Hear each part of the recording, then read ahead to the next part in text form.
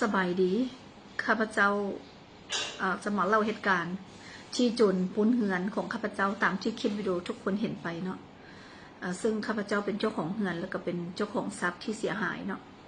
เหตุการณ์ตัวนี้มันก็เกิดแต่เมื่อวันที่21 เดือน 5 2025แล้วแต่ว่าเนื่องจากข้าพเจ้าบ่ออกมาเว้าก็ย้อนว่าทางเจ้าหน้าที่เพิ่นยังเฮ็ดเวียกหรือว่ายังตามล่าโจรอยู่แล้วข้าพเจ้าจึงบ่ออกมาเว้าแต่มันก็เลยมาได้เดือนปลายแล้วแต่คดีหรือว่า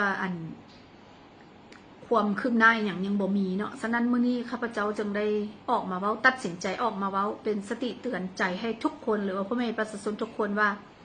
ต้องมีสติระหว่างตัวแล้วก็ต้องมีสติที่สุดเพราะว่าเดี๋ยวนี้ท่านพึ่งเจ้าหน้าที่บ่ได้ย้อนอย่างย้อนว่าเวียกเพิ่นก็หลายเนาะเพิ่นอาจจะบ่มีเวลามาไล่ล่าโจรเนาะอันนี้ก็จะขอเบาแบบนั้นเนาะแล้วข้าพเจ้าจะขอเล่ายาวนิดนึงเพราะว่ามันต้องมีเหตุมีผลของมันเนาะว่ามันเป็นที่มาที่ไปแบบใดคะนะ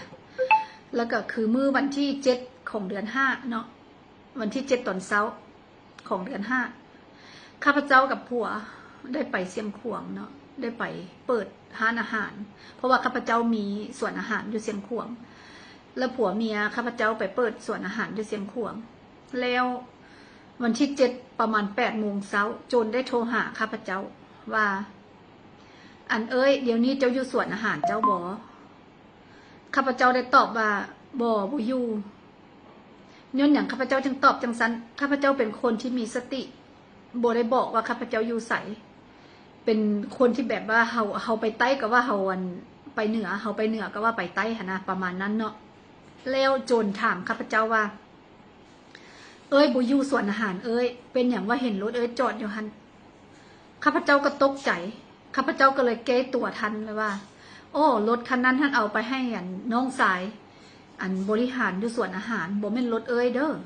เอ้ยก็เว้านั้นเนาะรถเอ้ยอยู่เวียงอันนี้มันรถเอ้ยอีกคันหนึ่งที่เอาไปให้น้องสายบริหารอยู่ส่วนอาหารเด้อไปฮับไซอยู่หันเอ้ยก็ตอบค่อยก็ตอบจังซั้นเนาะแล้วมันก็มิดไปมันก็วางสายไปเนาะแล้วหุ่งเช้าของวันที่8 เดือน 5 2025ประมาณ11 โมงมันโทรเห็นผู้ชาย2 คนย้อมผมสีทองแล้วก็สักลายเต็มบ่าเต็มแขนนี่มาเลาะอยู่ระเบียงคาเฟ่ของข้าพเจ้าเห็นแล้วก็เลยโทรหาพนักงานอยู่ห้านท่านว่าเป็นอย่างเจ้าจึงป่าให้คนที่บ่ฮู้จักหน้าตาหรือบ่ฮู้จักหั่นน่ะมาเลาะอยู่หน้าบ้านระเบียงของค่อยเพราะว่าค่อยก็เตือนให้ทุกคนว่าพื้นที่ส่วนตัวของค่อยเด็ดขาดบ่ให้ไผเข้ามานอกจากไทยเฮือนหรือว่าพี่น้องหมู่คู่ที่ฮู้จักแต่ว่าพวกเจ้ายังปล่อยเขาเจ้ามาไล่ออกเดี๋ยวนี้ข้าพเจ้าก็โทรไปให้พนักงานว่าจังซั้นแล้วพนักงานก็แล่นมาบอกให้2 คนนั้นออกจากพื้นที่นั้นไปเนาะเพราะว่าพื้นที่นั้นจะเป็นพื้นที่ส่วนตัวของข้าพเจ้าแล้วก็จะบ่ให้ไผเข้ามาเนาะ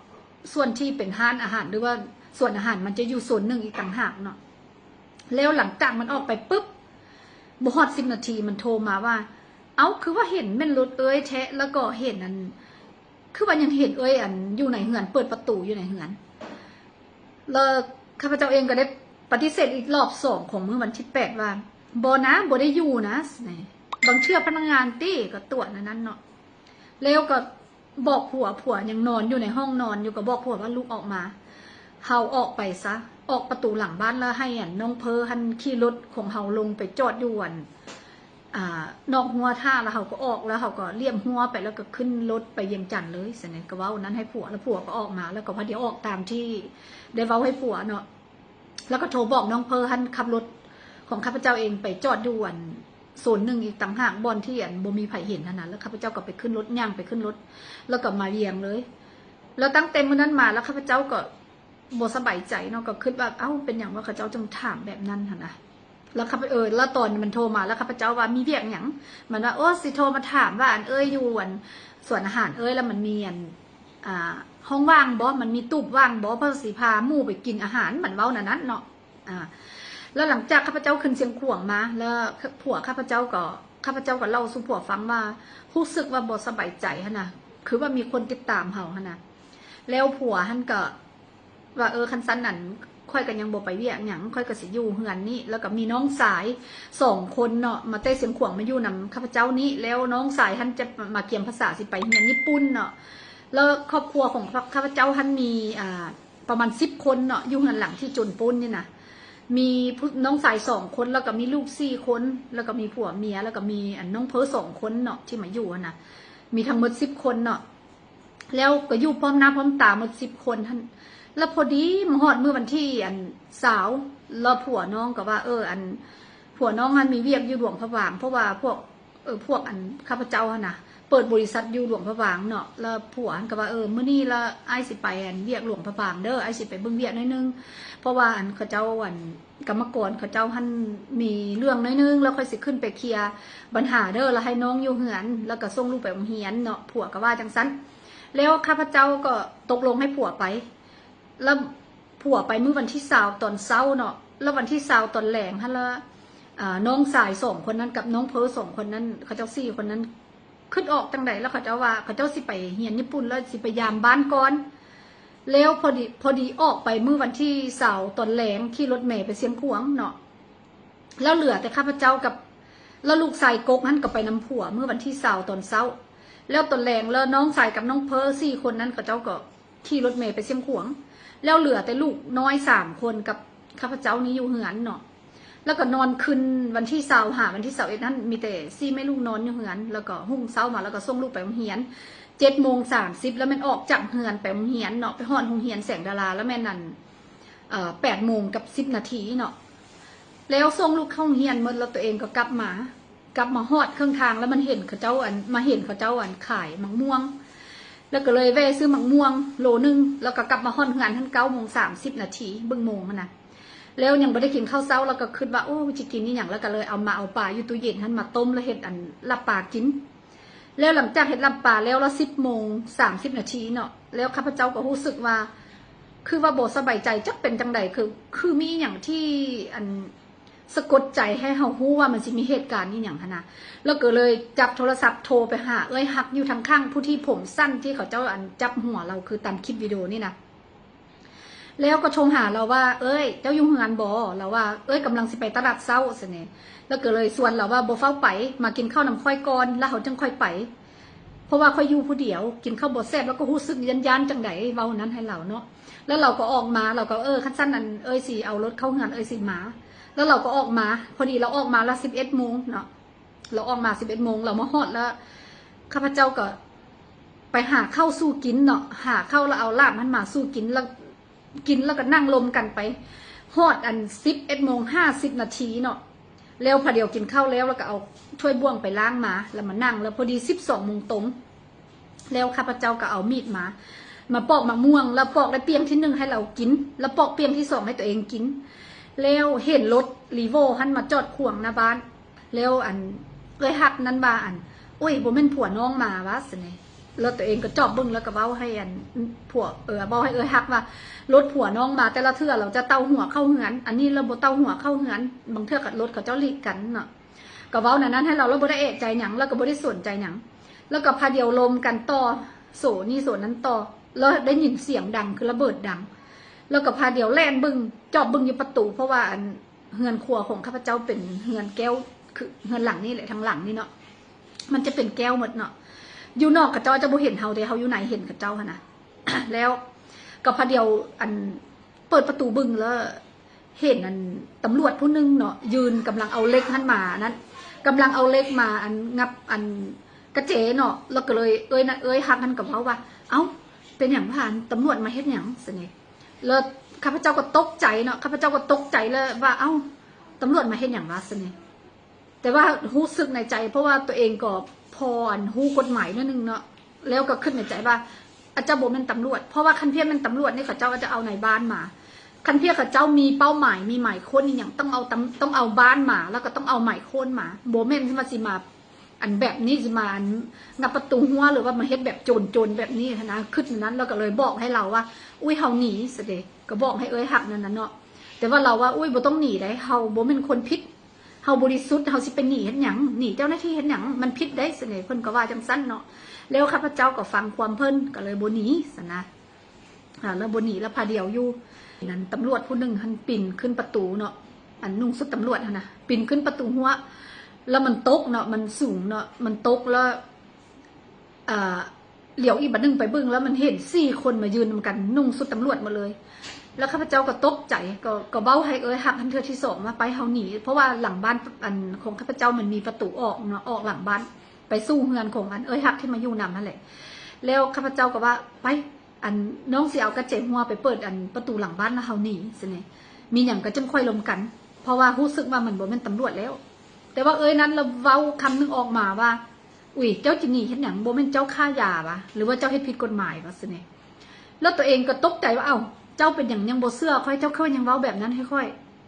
แล้วเราก็ว่าบ่จักเด้เจ้าจะหนีเด้คันพี่เจ้าบ่แม่นคนผิดนี่เจ้าบ่ต้องหนีก็ต้องอยู่อันแสดงความบริสุทธิ์ใจให้เจ้าหน้าที่เขาที่มากวดคนเฮือนนี่หยังก็ให้เขามาแล้วข้าพเจ้าก็เลย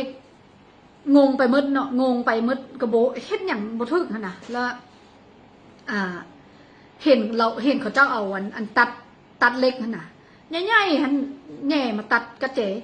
แล้วนั้นว่าโอ้ยเขาจิตัดกระเจแล้วออกไปเลยแม่เจ้าเป็นเจ้าของหั่นแล้วออกไปเลยแม่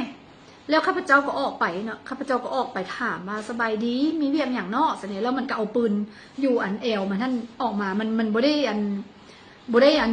เฮ็ดจังซี่ได้แต่ว่ามันเอาออกมาจากอันเอวหั่นแล้วมันเฮ็ดสั้นๆจังซี่มันเฮ็ดนั้นแบบว่าบ่ให้เพราะมันเบิ่งว่าอันเฮือนท่านมีกล้องวงจรหลายนะแล้วมันว่า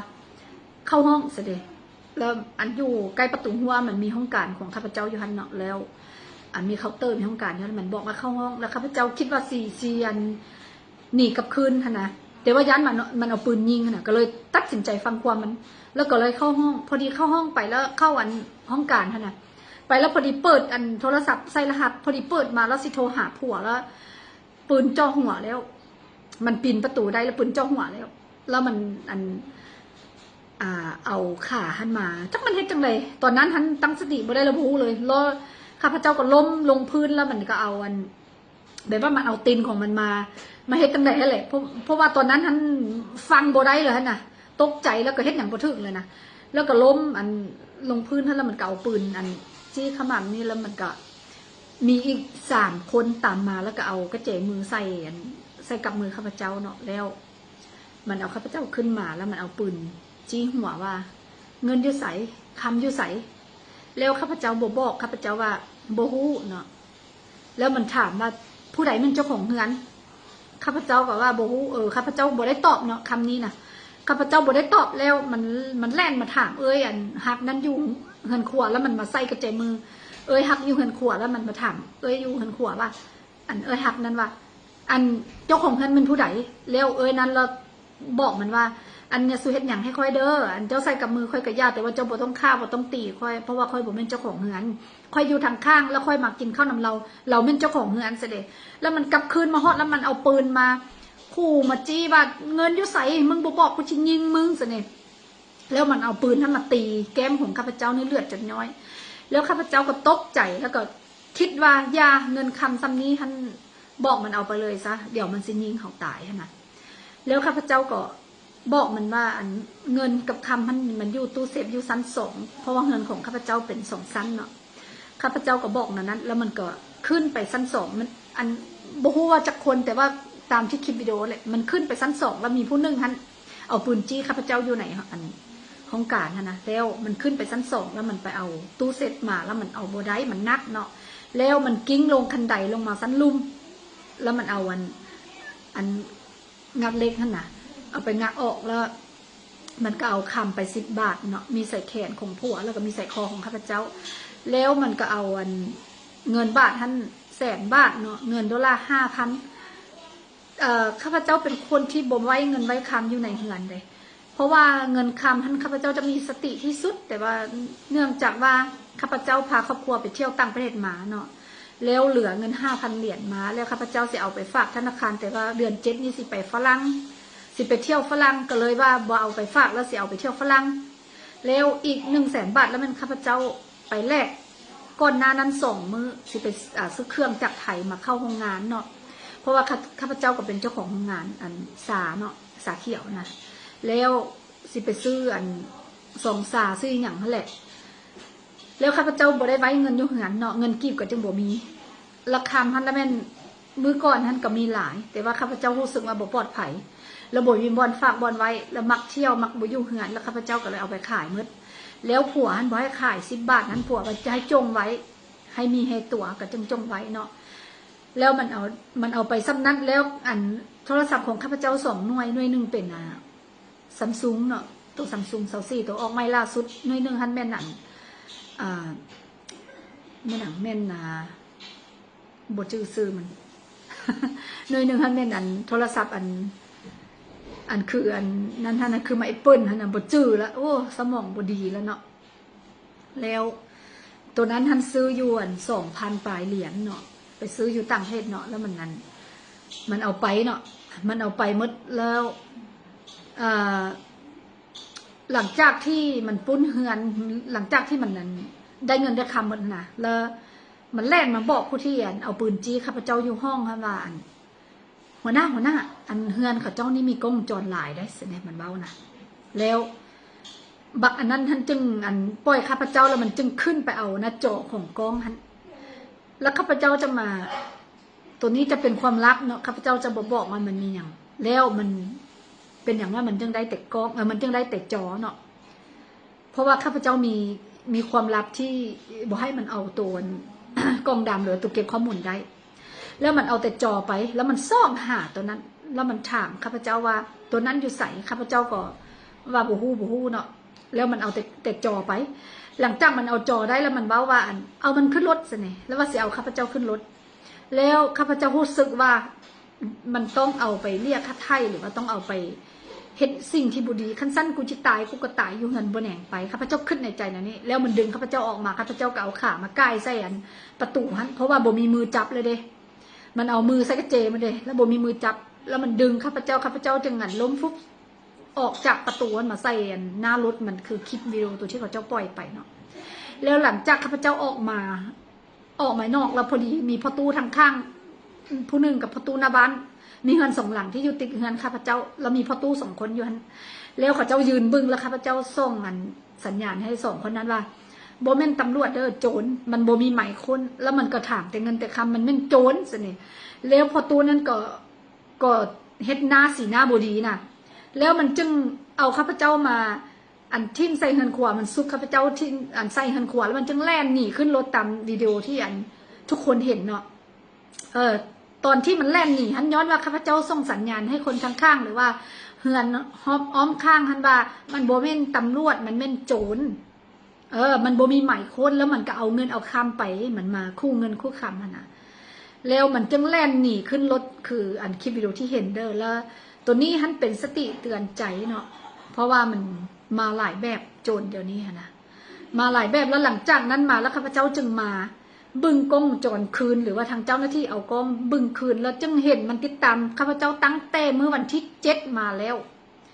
แต่เมื่อวันที่7แล้วมันมาจอดรถ